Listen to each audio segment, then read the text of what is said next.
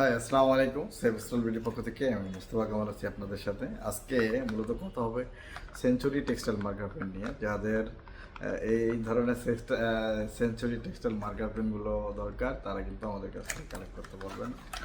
এই হচ্ছে মূলত প্রোডাক্টটা। এটা বিভিন্ন মার্কিংয়ের ক্ষেত্রে ইউজ করা হয়ে থাকে, গার্মেন্টসে, টেক্সটাইলে, এবং যারা সিঙ্কপ্রেস টেমপ্লেট ইউজ করে তাদের জন্য কিন্তু এটা মাস্ট জরুরি।